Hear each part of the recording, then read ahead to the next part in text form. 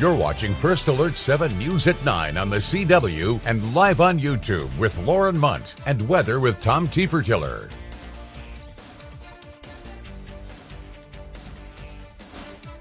Good evening. Thanks for joining us here for First Alert 7 News at 9 on the CW. And thanks to those of you joining us live on our First Alert 7 YouTube page. I'm Jay Hendricks in for Lauren Munt. And we start tonight tracking crime. The Ector County Sheriff's Office reports that after 1 this morning, a victim was shot and killed at a large party in the 6700 block of Cayley. Now, the Sheriff's Office has not identified the victim just yet, but deputies are investigating the shooting as a homicide. And they ask that anyone that has information about the shooting or anyone who was at the party reach out to the Ector County Sheriff's Office immediately. We will continue to keep you updated as we get more information.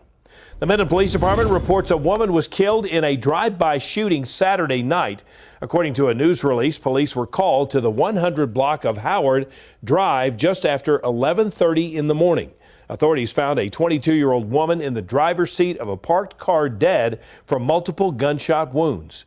Officers say evidence at the scene and statements from witnesses indicate that it was a drive-by. The suspect has not been identified and this remains, I should say, as an ongoing investigation. First Alert 7 has reached out to officials for an update on this story. Stick with us as we learn more. In Big Spring, the police department worked with 6 other law enforcement agencies on Friday of last week to target and suppress various criminal activities.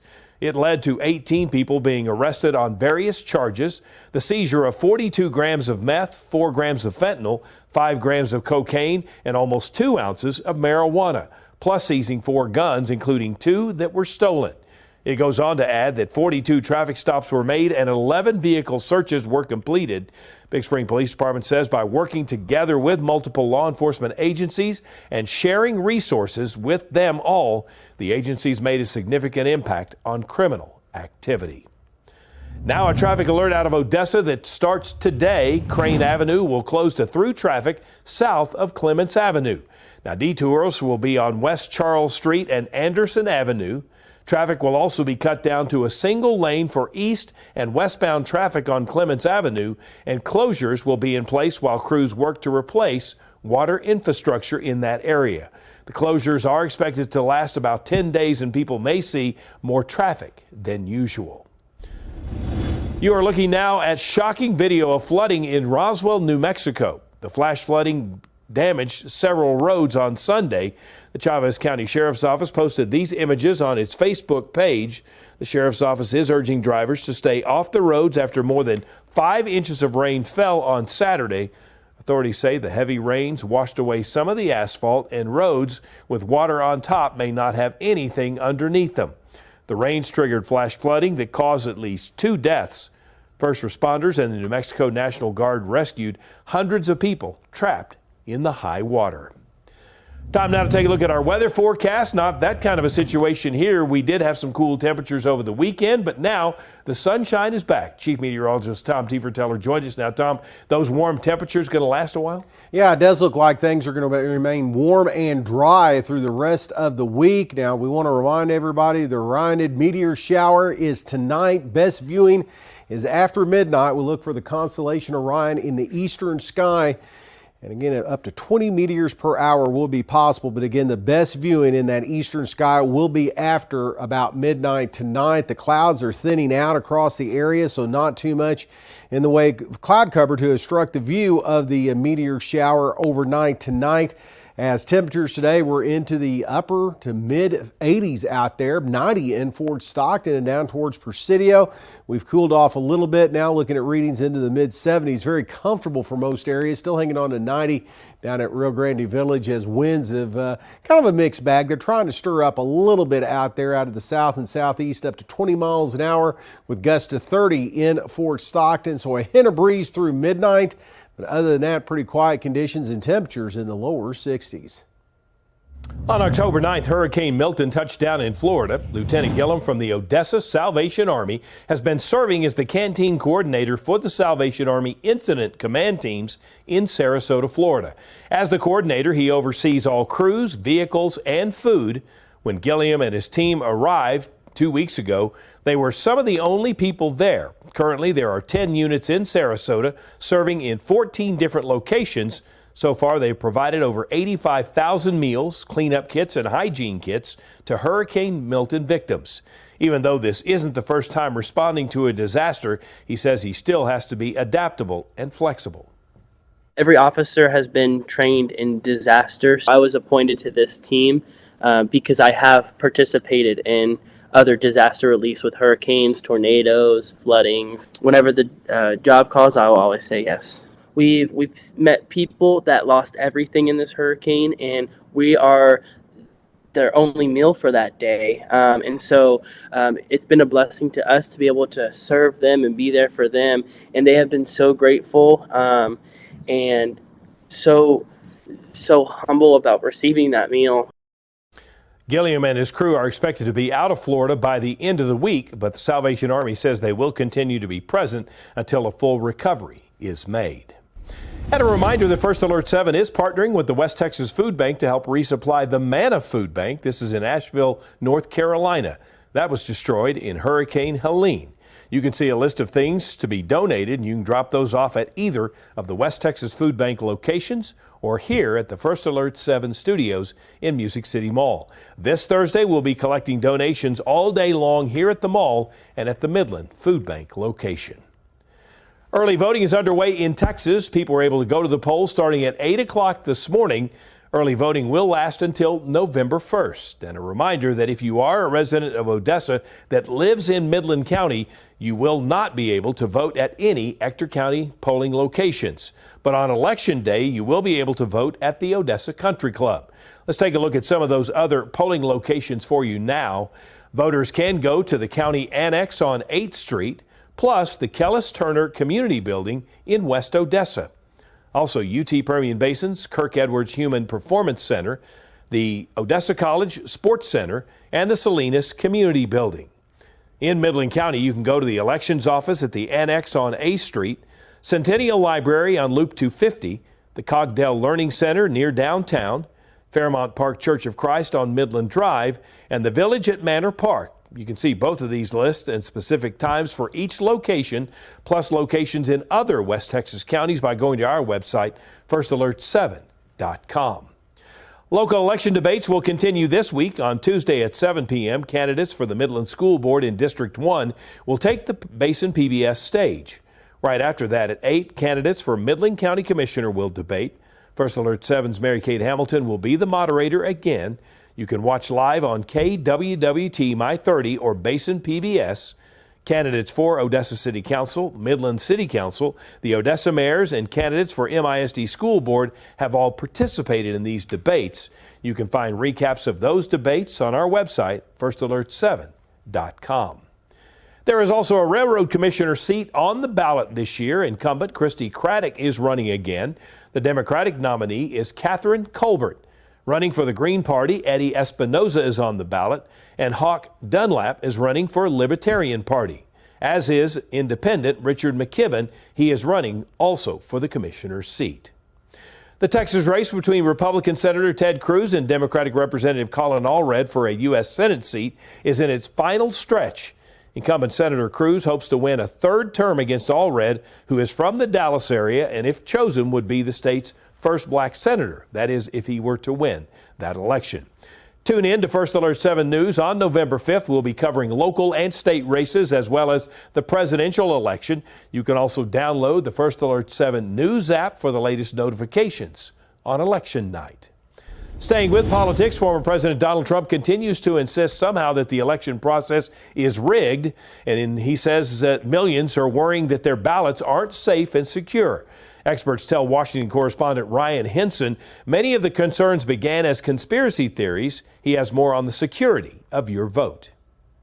Since the country was founded, voting has been a cornerstone right that people have fought and died for. In recent elections, the security of each ballot has been in question. About a quarter of Americans say they have concerns about the way votes are processed, according to a PBS NPR Marist poll. The numbers also show widespread voter fraud is very seldom. An American is more likely to be struck by lightning than to get impersonated as another voter at the polls. In recent weeks, several states have tried to change their voting process on the home stretch of the election. In the battleground state of Georgia, politicians are squabbling over new voting rules that would allow counties to delay certification of votes, hand counting, and other changes as early voting gets underway. It would have allowed tampering with election documents by providing greater access to election documents. It would have expanded the ways in which people might intimidate the people who work our elections. Poll workers say there have been increased threats of election security in recent years, one of which threats of physical violence towards election officials who are 80% women. Our elections are run by people who come from our communities. So they're our friends, they're our neighbors, probably most likely our grandmas. In St. Louis County, Missouri, Democratic Board of Elections Director Eric Fay says he hasn't faced threats, but knows many colleagues who have. Fay says false information is a real threat to the election process. Folks have questions. Talk to your local election officials. Don't just read a bunch of stuff on social media. Go to the election office. Fay says on top of conversation, transparency combined with checks and balances keep your ballot safe after submission. He works hand in hand with his Republican counterpart every step of the way. Yes, in elections, chain of custody is paramount. And that's just not for ballots, that's for the voting equipment itself and for a number of other things that we handle. Much of what election officials do is open to the public. Both election experts say if you have real concerns and really want to improve the process, get involved. Reporting in Washington, I'm Ryan Henson. Coming up, a top U.S. diplomat is in Lebanon today. We'll talk about his goals and get the latest on the conflict in the Middle East. Coming up next.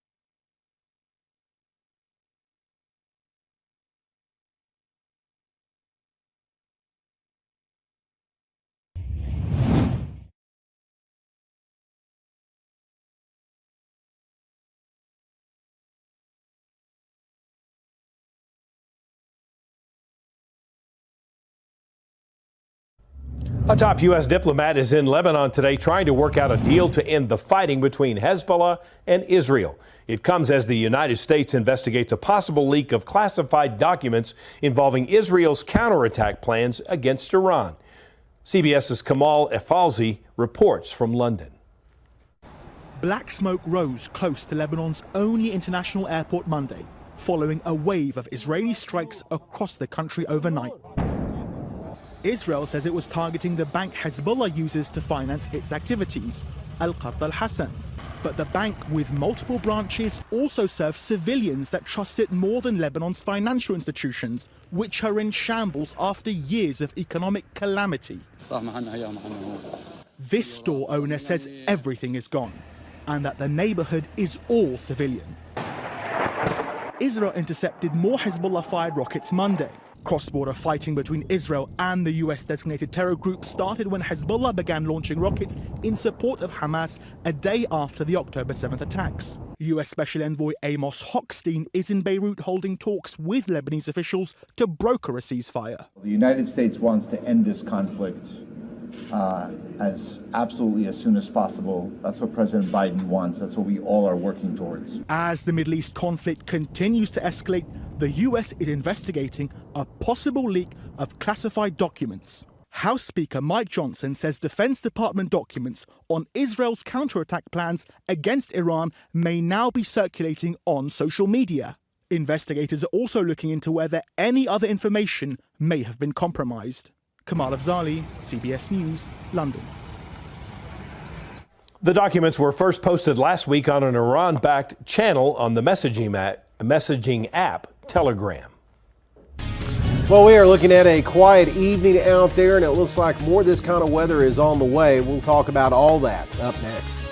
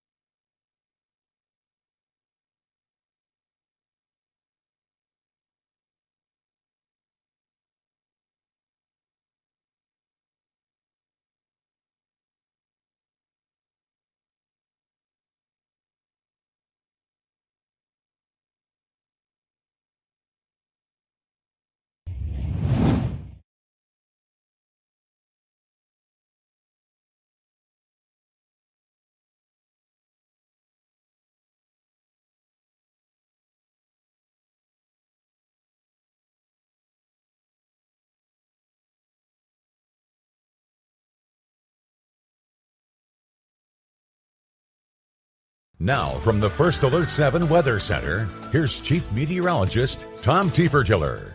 Well, take a look at the satellite and radar view. At the present time, we're seeing these high clouds really start to thin out across the area. So a pretty quiet night, pretty good viewing, I think, overnight tonight for the Orionid meteor shower. It's going to be in the eastern sky. It's not going to be a humongous display, but upwards to 20 meteors per hour. So a little something to look at tonight. It's going to be best viewed again after midnight tonight. Now, this ridge of high pressure is going to control our weather as this storm system scoots out to the east and northeast. So it looks pretty quiet the rest of the week until we see a little bit of a buckle in the jet stream, swing another front through, and it looks like that's going to happen late on Friday into Saturday. But nothing too big in the way of rain chances anytime soon. Now, across the state, most areas are pretty quiet. A few clouds across portions of South Texas, and we had that mid to high level cloudiness scoot across West Texas. As temperatures again across the state today, we're on the warm to hot side. Plenty of 90 showing up along the Rio Grande this afternoon. Now, take a look at the futurecast. We're going to put this into motion and show you a few clouds trying to pop up first thing in the morning. By the afternoon, more clouds develop into the mountain areas, and there may be a shower, rumble of thunder mixed in there with that. But they'll be very isolated, moving the clock ahead towards Wednesday. Again, seeing that we do have, for the most part, pretty quiet conditions to start. Same areas in the mountains, the Marfa Plateau, maybe the Presidio Valley, a shower, thunder shower, a possibility, maybe moving down towards the Big Bend area. But that's really going to be about it, and those are only going to be for the daytime, afternoon hours. Rest of tonight, lower 60s on the way, so not quite as cool as it has been, but rather nice for this time of the year with a couple of clouds towards morning, and then the upper 80s on the way to low 90s for tomorrow. And taking a look at that First Alert 7 10-day forecast, showing you that temperatures remain on the warm side for the rest of the week, to kind of hot in some locations in West Texas. And then we'll see that front roll in on Friday into Saturday, and that is going to drop temperatures a little bit of breeze in the forecast. Might need a light jacket for area football games Friday night. And then a stronger front looks to be on the way coming up later next week, just in time maybe for Halloween. Up next here at 9, we take a look at how the Odessa High Schools and UTPB did in football last week. Stick around.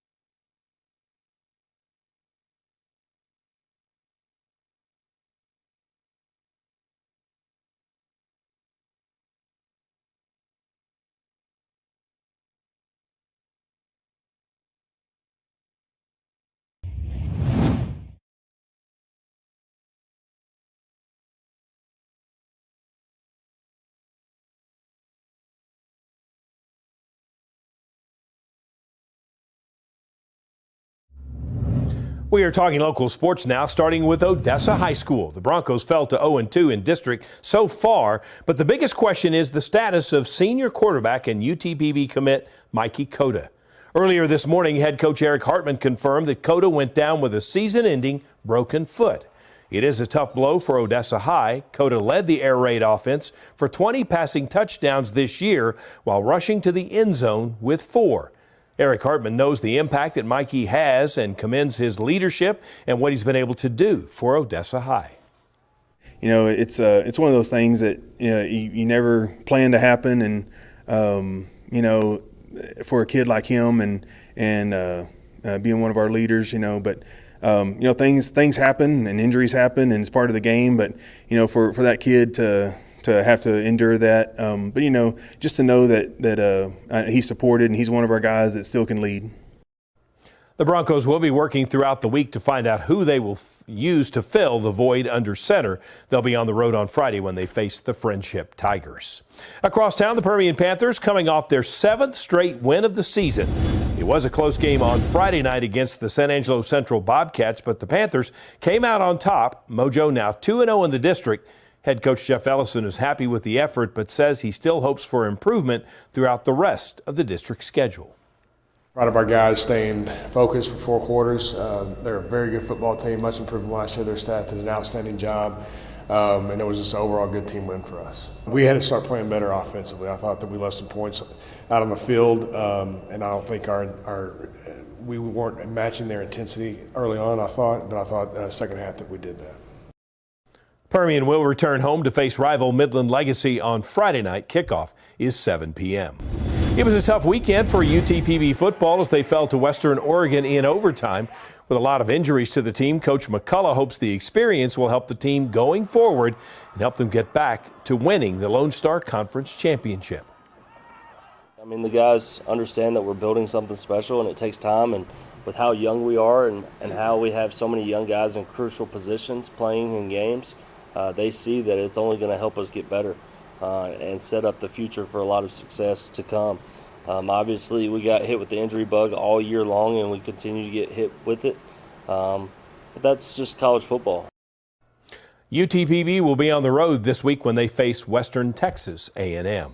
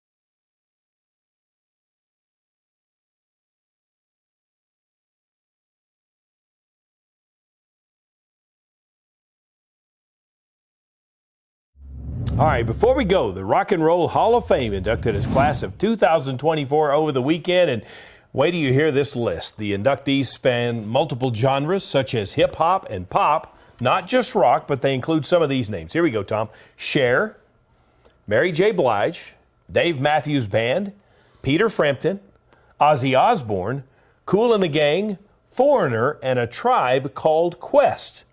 This is Osborne's, by the way, second induction. He, of course, was inducted as part of Black Sabbath back in 2006. The 5.5-hour ceremony, boy, that's a long one, was held Saturday at Cleveland's Rocket Mortgage Fieldhouse Stadium near the Rock and Roll Hall of Fame. And there's that class going in of 2024. Some pretty big names there. I wonder if the Blues Brothers ever made it. I don't know. Go look that up after we get through here. Thanks for joining us. We have more news coming up tonight at 10.